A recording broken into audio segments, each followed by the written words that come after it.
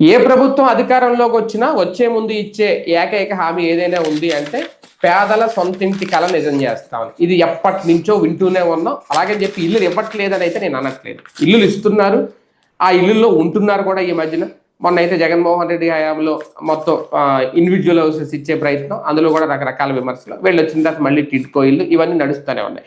అయితే ఎంత చేస్తున్నా సరే ఎప్పటికీ కూడా ప్రధానమంత్రి ఆవాస్ యోజన గ్రామీణ్ 2.0 పథకంలో భాగంగా ఓన్లీ ఆంధ్రప్రదేశ్ నుంచి భారీగా దరఖాస్తులు అయితే వెళ్తున్నాయట.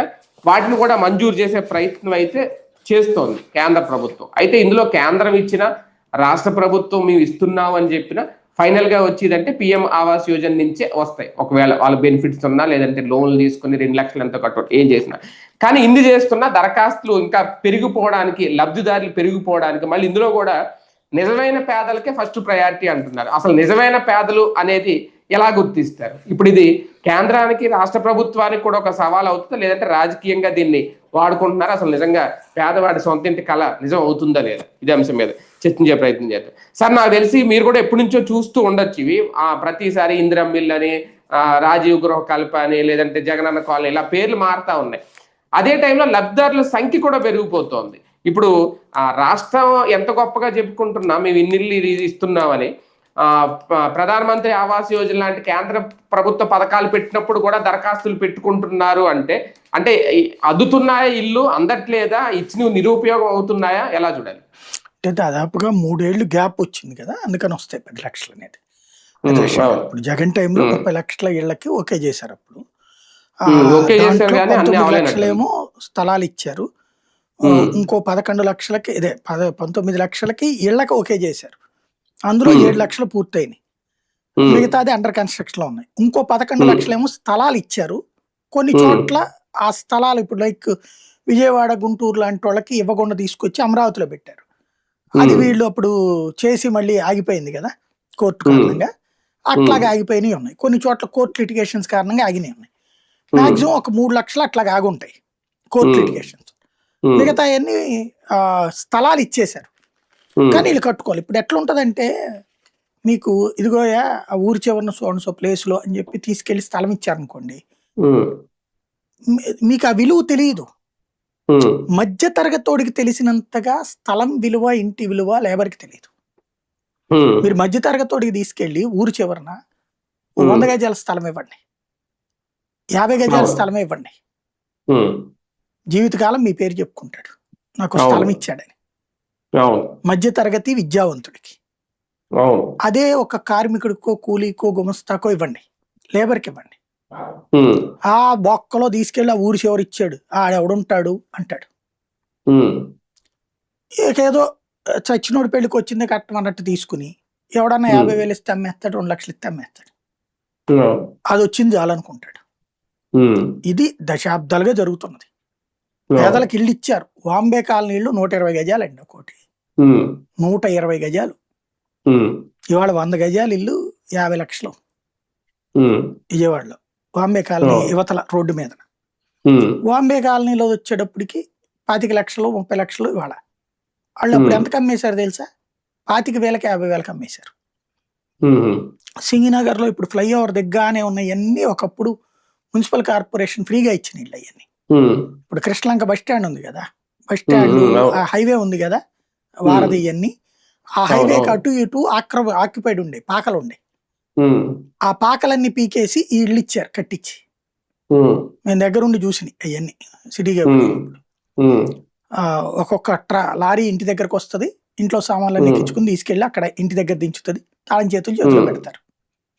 అంత చక్కగా జరిగింది ఆ రోజున. తీరా చూస్తే అది దాని విలువ తెలియలే. ఆడెక్కడో కష్టలంక, అదే సింగనగర్ పోవాలట, మా పని అంతా ఎక్కడ ఉంటది, ఇట్టుంటాయి వాళ్ళది. అట్లాగా అమ్మేసుకునేసి మళ్ళీ వచ్చి ఇక్కడ కాలువ గట్లన, లేకపోతే కృష్ణా నది లోపల ఇల్లు కట్టుకున్నారు చాలా మంది.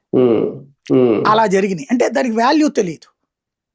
అట్ ద సేమ్ టైం చచ్చినోడు పెళ్లికి వచ్చిందే కట్టమన్నట్టు ఎంతో కొంత తీసుకునే వాళ్ళు ఉంటారు. కొంతమంది వాల్యూ తెలిసిన వాళ్ళు ఆగుతారు. లైక్ మీరు ముఠా మేస్తులు, ముఠా కూలీలు, వీళ్ళు మాత్రం అటు పెట్టుకుంటారు జాగ్రత్తగా. ఈ మిగతా వాళ్ళకి ఇది తెలియదు అనమాట. ఇప్పుడు కొంత అవగాహన వస్తుంది అనుకోండి. అయితే మీరు అన్నట్టు ఈ 3 ఏళ్లలో నేను అన్న పాయింట్కి మీకు రెండిటికి ఒకటే కాంట్రడిక్షన్ కాదు. మీరు అన్నట్టు ఇంకా ఎందుకు వస్తున్నారంటే ఇప్పుడు ఆ రోజున 3 ఏళ్ల క్రితం వీళ్ళు అమ్మా నాన్న పిల్లలు అయ్యి ఉంటారు. తర్వాత పెళ్ళి అవుతుందిగా, పెళ్ళి అయ్యాక ఈయనకో భార్య ఈయనకో పిల్లలు ఉంటారు కదా. అమ్మా నాన్నకి ఇల్లు వచ్చింది కాబట్టి కొడుకు ఇవ్వనంటే కుదరదు కదా, కావాలంటారు. మన రూల్ ప్రకారం కూడా తండ్రికి ఇచ్చారు కాబట్టి కొడుకు ఇవ్వకూడదని రూల్ ఏం లేదుగా, తండ్రికి ఇచ్చారు కాబట్టి కూతురికి ఇవ్వకూడదని రూల్ ఏం లేదుగా. 18 ఏళ్ళు దాటిన వాళ్ళు అప్లై చేసుకోవచ్చు, దాంట్లో ఒంటరి వాళ్ళు కూడా అప్లై చేసుకోవచ్చు, గృహస్థులు అప్లై చేసుకోవచ్చు. ఆ విధంగా ఎవరికాళ్ళు ట్రై చేస్తున్నారు, అప్లై చేసుకుంటున్నారు. అయితే సరిగ్గా అయితే కనుక మీరు రేషన్ కార్డులు ఉన్నాయి వాళ్ళ ఆధార్తో అనుసంధానం చేస్తే జగన్ టైంలో గుర్తుందా, 4 లక్షలు ఒకసారి తీసేశారు, 6 లక్షలు ఒకసారి తీసేశారు. తర్వాత పవన్ కళ్యాణ్ వీళ్ళందరూ తినడదాకా పేదోడు అకస్మాత్తు ధనవంతుడు అయిపోతాడా అని రచ్చరచ్చ చేశారు. మళ్ళీ వాళ్ళలో 300 మందికి వెనక్కి ఇచ్చేశారు రేషన్ కార్డు. నిజంగా లెక్కేస్తే నీతి ఆయోగ్ లెక్కల ప్రకారం ఆంధ్రప్రదేశ్లో 10% మంది మాత్రమే పేదలు. ఏది ఆ గణాంకాల ప్రకారం ఏడాదికి 45,000 లోపు సంపాదన ఉన్న వాళ్ళు నిజమైన పేదలు నీతి ఆయోగ్ లెక్క. దాన్ని 2 లక్షల దాకా తీసుకెళ్ళింది. అది 2 లక్షల రూపాయలంటే నెలకి ఎంత పడుతుంది, ఒక 15,000 16,000.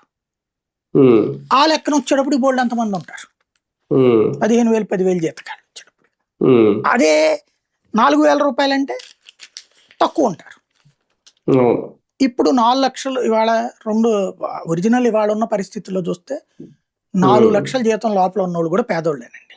ఎందుకంటే నెలకు 30,000 రూపాయలు వస్తే ఇంటద్దే 5,000 వెళ్ళిపోతుంది, ఎంత చీఫ్గా తీసేసి ఏ కాలం పెట్టునున్నా సరే. తినడానికి బియ్యము పప్పులు ఉప్పులు చూసుకునేటప్పటికి 10,000-15,000 అయిపోతుంది. స్కూల్లో చదివితే వెళ్ళిపోతుంది అక్కడ అంతే, స్కూల్కి ఒక ఆటో వీటికే. కానీ ప్రభుత్వం దృష్టిలో పేదరికం అంటే తినడానికి మాత్రమే ఉండేవాడు, లేదా తిండికి కూడా లేనివాడు. నువ్వు నీ పిల్లల్ని ప్రైవేట్ స్కూల్లో వేస్తే పేదవాడు కాదు లెక్క ప్రకారం, డబ్బులు పెట్టుకుంటున్నావు కదా. కానీ మన రాష్ట్రంలో మన 2 తెలుగు రాష్ట్రాల్లో కూడా అందుకని నేను ఆధార్తో అనుసంధానం చేయట్లా వాళ్ళకి. ఆధార్తో అనుసంధానం చేస్తే 60% కార్డులు లేచిపోతాయి రేషన్ కార్డులు. కేంద్ర ప్రభుత్వ పథకాలకి ఆ క్రాస్ వెరిఫికేషన్ ఉంటది. మీరు అప్లై చేశాక ఆధార్ కూడా పెట్టాలి. ఆధార్ కూడా చెక్ చేయడం వల్ల ఈ 10 లక్షల్లో ఇప్పటికి ప్రైమరీ చెక్ చేస్తే 4 లక్షలు ఏమో చెక్ చేస్తే 60,000 మంది అనర్హులు తేలేరు వాళ్ళకి. ఇవన్నీ రాష్ట్ర ప్రభుత్వం కరెక్ట్ అని పంపించింది, వాళ్ళు తీసేశారు అక్కడ. ఇప్పుడు నేను కూడా ఆన్లైన్లో అప్లై చేసుకోవచ్చు, చేయడానికి ఏం మరి నా ఆధార్ కొట్టగానే నేను ట్యాక్స్ కడతానని తెలుస్తుంది, రిజెక్ట్ చేస్తారు. అయితే ఇక్కడ ఒక స్కీమ్ ఉంది, వీళ్ళు ఎక్స్ప్లెయిన్ చేయగలగాలి కేంద్ర ప్రభుత్వం, లేదా ఇంకొక స్కీమ్ ఏమన్నా తేవాలి. ఇప్పుడు కేంద్ర ప్రభుత్వ లెక్కల ప్రకారం మీరు కనుక 10 లక్షలు 8 లక్షలు పెట్టి మధ్యతరగతి ఇల్లు కొనుక్కుంటే బిల్డర్ దగ్గర నుంచి 2.5 లక్షలు కేంద్ర ప్రభుత్వం డబ్బులు ఇస్తుంది మనకి. ఆ స్కీమ్ పెట్టుకోవాలి మీరు. కానీ ఇక్కడ అట్లా కాకుండా ఇది ఫ్రీ కదా. ఇప్పుడు ఇందులో ఈ 10 లక్షల మందిలో 85% మంది అంటే ఇది పొలిటికల్ మోటివేటెడ్ అనుకుంటున్నా నేను అప్లై చేసి, నీకు నాకు తెలియదు ఆ విషయం. 85% మంది ఏంటంటే తమ సొంత స్థలంలో ఇల్లు కట్టుకుంటున్నారట. అంటే ఆల్రెడీ ఇల్లు ఉన్నోడు అప్లై చేసుకుని ఉంటాడు, ఆల్రెడీ ఇల్లు ఉన్నోడు అప్లై చేసుకుని ఉంటాడు. ఎందుకంటే త్రూ సచివాలయాలు తప్ప అయ్యేది.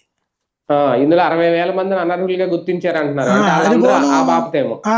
అదే కాదు, మిగతా వాళ్ళలో కూడా మెజారిటీ అట్లాగే ఉంటారు సొంత ఇల్లు. ఎందుకంటే స్థలం ఉన్నోడికి ఇంటికి సంబంధించి అప్లై చేసుకున్నాడంటే ఎంత వస్తుంది ఇచ్చేది. సిటీలో 2,80,000, పల్లెటూళ్ళలో 1,80,000. సిటీలో 25 లక్షల రూపాయలు పెట్టి 10 లక్షల కనీసం స్థలం ఉన్నోడు 2,80,000 కోసం ఏం అప్లై చేసుకుంటాడు శుభ్రంగా? 2,80,000తో ఇల్లు ఏం కట్టుకుంటాడు అతను? అదే పల్లెటూళ్ళలో ఆల్రెడీ స్థలం ఉన్నోడు 1,80,000లో ఇల్లు ఏం కట్టుకుంటాడు? అది లేని వాడికి ఓ స్థలము 1,80,000 2,80,000 ఇచ్చారంటే చిన్న గది ఒకటి కట్టుకుంటాడు, లేవయా మిగతాది ఉంటుంది అనుకోవచ్చు, మిగతాది స్థలంగా ఉంటుందని. ఇప్పుడు ఇందులో 15% 16% మంది మాత్రం ఇదట, ఏది ఇల్లు స్థలం 2 కావాలన్నారట.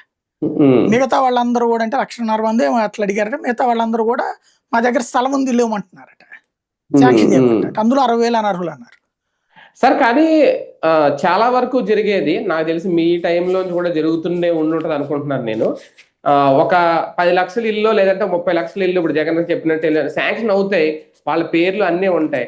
కానీ ఆక్యుపేషన్ వచ్చేసరికి చాలా మంది రకరకాల కారణాలతో ఆక్యుపైకి రావట్లేదు. దూరంగా ఉందనో, లేదంటే ఇప్పుడు టిడ్కో ఇల్లు అనుకోండి మాకు పైన ఎక్కడో వచ్చిందనో వెళ్ళరో ఉండరు. అలాగే నిరుపయోగంగా ఉన్న ఇల్లులు చాలానే ఉన్నాయి ఇప్పటికీ. వాళ్ళందరూ మళ్ళీ మేము నిరుపేదలో మాకు ఇల్లు లేదు, మళ్ళీ ఇంకో అప్లికేషన్, ఇవి కంటిన్యూ అవుతాయి కదా. దీనికి ఏంటి మార్గం? లేదు లేదు, అట్లాగా ఇదివరకు అట్ట కుదిరేది. అంటే మీరు చెప్పి ఇప్పటికీ టిడ్కీల్లో నిరుపయోగం లేవా? నేననేది నిరుపయోగం కరెక్ట్, మళ్ళీ అప్లై చేసుకోవడానికి కుదరదు ఇప్పుడు. కుదరదు. ఇదివరకు ఏంటంటే సిస్టమ్ మీరు అన్నట్టే వాళ్ళ కోడల పేరును ఇప్పుడు అది మళ్ళీ సపరేట్ చేస్తారు కదా, అది ఉన్నా కూడా పెట్టుకోవచ్చు, అది సపరేట్. వీళ్ళు రెండో ఇల్లు అప్లై చేయడానికి కుదరదు. అవును, వాళ్ళ పేరు అట్లా ఛాన్స్ లేదు. ఇదివరకు అయితే అట్లా 2 3 తీసుకున్న వాళ్ళు కూడా ఉన్నారు. మా పెద్దవాళ్ళు అయితే జోక్ ఏంటంటే 22,000 మందిని తరలించడానికి 3.5 లక్షలు ఇల్లు ఇచ్చారు. 22,000 మందిని తరలించడానికి 22,000 మందిని తరలించాలనుకుని ఫస్ట్ భాస్కరరావుపేట బస్ డిపోలో ఈ చెత్త ఏరుకునేవాళ్ళు, అక్కడ అంతా డంపింగ్ యార్డ్ అనమాట ఒకప్పుడు. ఆ చెత్త ఏరుకునే వాళ్ళు చిన్నపాటి గుడారాలు లాగేసుకుని అక్కడ బతికేవాళ్ళు. వాళ్ళకి పునరావాసం కల్పించాలంటూ కమ్యూనిస్టులు పెట్టిన తీర్మానం. వాళ్ళు 10 ఇళ్ళు 10 కుటుంబాలు, వాళ్ళకి ఆల్రెడీ ఎక్కడో ఉంటారు, జస్ట్ ఆ చెత్త ఏరుకునే టైంలో అక్కడ ఉండటం కోసం పెట్టారు. అది వాళ్ళకి సొంత ఇల్లు అనే పేరుతో బిగిన్ చేసి చేతి రాసేటప్పుడు 45 ఇళ్ళు అయినాయి, తరలించేటప్పుడు 300 అయినాయి, కంప్లీట్ తరలించేటప్పుడు 3,000 అయినాయి. అది కాస్త మొత్తం ఆక్రమణలన్నీ 22,000 అయినాయి. ఇప్పటికి విజయవాడ చరిత్రలో 3.5 లక్షలు ఇల్లు ఇచ్చారు. ఇంకా మళ్ళీ ఇంకో 1,50,000 ఉంటారు. అది ఒక వ్యవస్థ. అప్పుడు ఏంటంటే ఫైల్ కదా, ఈ కార్పొరేట్ ఈ డివిజన్ లో పెట్టింది ఒకసారి, ఆ డివిజన్ లో పెట్టింది అట్టుండేది. ఇప్పుడు ఈ ఆధార్ వచ్చి అందులో ఆన్లైన్ వచ్చేసింది కదా, నెట్ లో మీరు కొట్టగానే బ్లాక్ అయిపోతుంది, మీకు ఆల్రెడీ వచ్చేసింది, మీరు అనర్హుడు. కాబట్టి అది సాధ్యం కాదు. అయితే గీతే ఏంటంటే నేను చెప్పినట్టు ఇదే వెళ్ళడం అయితే లేదు, నిజం అది. ఎందుకంటే అది తప్పు ఎవరిది? గవర్నమెంట్ మాత్రం ఏం చేస్తుంది?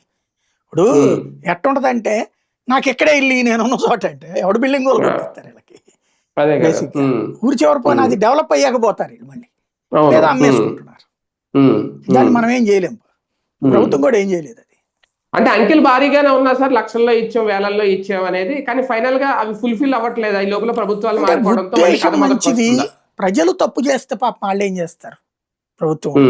ఇప్పుడు జగన్ లక్ష్యం కూడా పెద్దదే, అప్పుడు ఆయన భారీగానే పెట్టుకున్నారు, కానీ ఆ లక్ష్యం నెరవేరిందంటే నెంబర్ అయితే పూర్తి అవ్వలేదు. అదే నేను ఇప్పుడు సమస్య ఎక్కడంటే ప్రజల్లో వచ్చిన లోపం. ఇప్పుడు ఆ టైంలో నీకు అసలు ఏమీ లేదండి, ఒక గది కట్టుకుంటే ఏం బాధ, 2,80,000 ఇస్తే చేతికి సిటీలో, అదే కదా ఊరి చివరే కానీ డబ్బులు కూడా వాళ్ళే. ఒక గది కట్టుకుంటే నీకేం బాధ, మిగతాది ఖాళీగా ఉంటది, చెట్లు వేసుకోపోని కాస్త నీట్గా. అసలు ఏం కాకుండా మొత్తం ఎవడో వచ్చి పెట్టాలని నేను మాత్రం తిరిగి కూర్చుంటానంటే ఎట్టగా? అది ఇల్లు లేని ఏళ్ల తరబడి ఇల్లు లేక సచిన్ నాదంటోడికి తెలుసు నొప్పి ఏంటనేది. అదే కదా, అట్లాగా వాల్యూ తెలియదు చాలా మందికి. ఇంకా ఇలాగే ఉంటదేమో, పేదల సొంత ఇంటికలనే మనం ఇంకా తరతరాలుగా రాస్తాను ఉంటాం. రైట్, చూద్దాం. నిజంగా ఇది ప్రభుత్వాలు కూడా ఇంకేం చేయలేని పరిస్థితి ఏమో, కాకపోతే పేదల సొంతింటి కళ నిజం చేస్తామని ఏ ప్రభుత్వం చెప్తుంది. అందుకే ఇప్పుడు ఆంధ్రప్రదేశ్లోనే 10.42 లక్షల దరఖాస్తులు వచ్చినాయి. అంటే ఇందులో కూడా అనర్హులు ఉన్నారు అని చెప్తున్నారు, ఏరి వేస్తున్నారు. కాకపోతే ఇది ఎంతవరకు పూర్తిగా అందరికి అర్హులైన వాళ్ళకే ఇస్తారా, ఎంతవరకు ఆక్యుపేషన్ ఉంటుంది రేపు పొద్దున్న భవిష్యత్తులో, పేదల సొంత ఇంటికల్లా మేము నిజం చేసామని చెప్పి ఏ ప్రభుత్వం చెప్తుంది? ఇది పెద్ద $1 మిలియన్ ప్రశ్న.